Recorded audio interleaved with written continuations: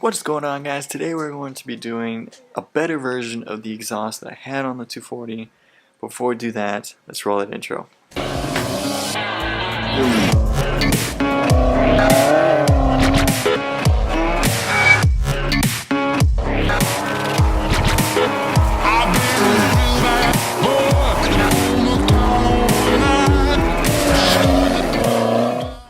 So before we jump into the video itself, just want to do a question of the day.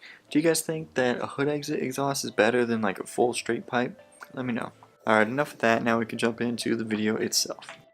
So here's our turbski, and I got this flange off Amazon, just a random flange, and then we've got this.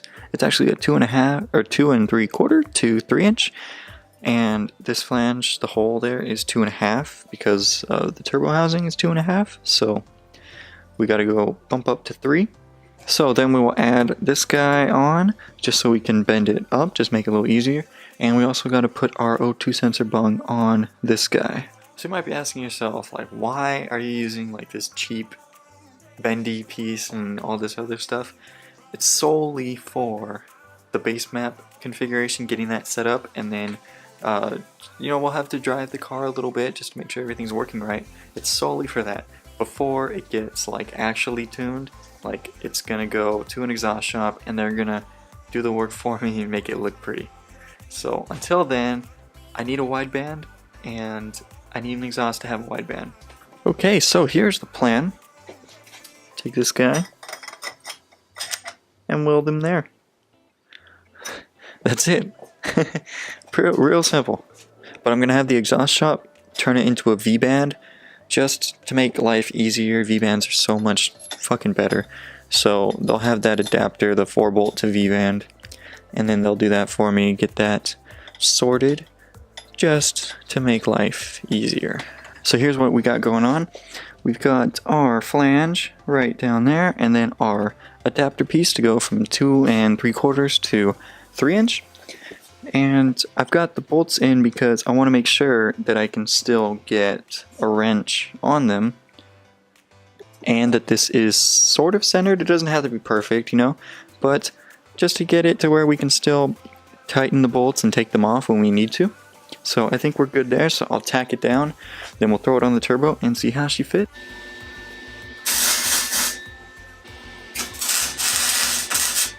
Alright, so we got it tacked on, and I really need a TIG welder.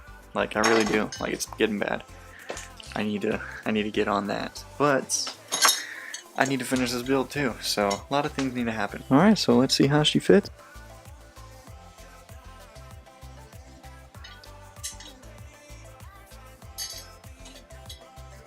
Alright, so we got her on and everything looks good. We got room for everything. We'll be able to take it on and off as we need to. But before we take it off to fully weld it, we're going to take our O2 sensor bung and then we're going to mark it roughly there. Once again, I just want to say that this is temporary. The O2 sensor is supposed to be further away, at least 6 inches, but it's going to be nearly impossible to drill into that bendy piece and not mess everything up. So this is what we're going to do for now. So here it is, guys, and I'm having a little bit of an issue.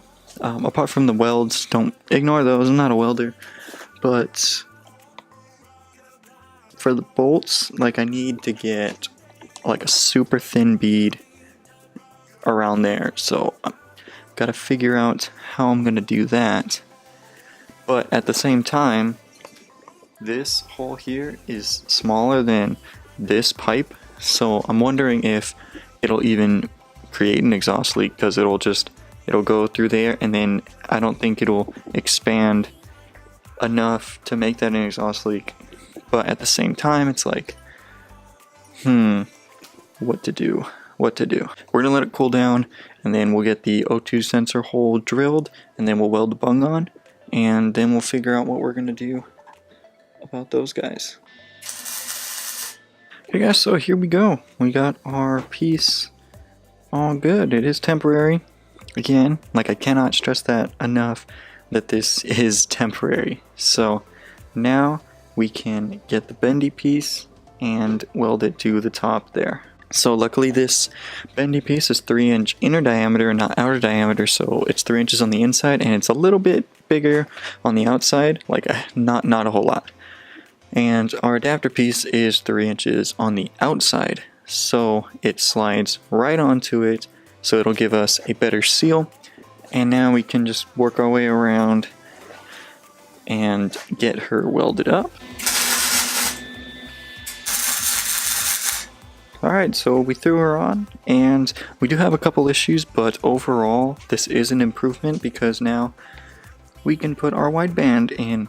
The welds are shitty, I know, but hey, like, what are you gonna do? One of the issues we're having though is that it touches the valve cover ever so slightly, and it also gets really fucking close to our brake booster line. But both of those I don't think will be an issue. I think we'll be fine. So I'm not worried about that. Also not worried about not having the weld by the bolts, because I don't think that will cause an issue. So I think that's gonna be it. Alright, so that's about all we can do as far as the exhaust, because we do not have the wideband yet, unfortunately. USPS, oh my god, dude, honestly it's bullshit. The wideband should have been here, but USPS decides they don't want to do their job, so we don't have it yet. Alright guys, I'm gonna end it here. Thank you so much for watching. Please leave a like if you did, comment down below your answer to the question of the day, and then hit that subscribe button. I'll see you guys next time. Peace. Yeah.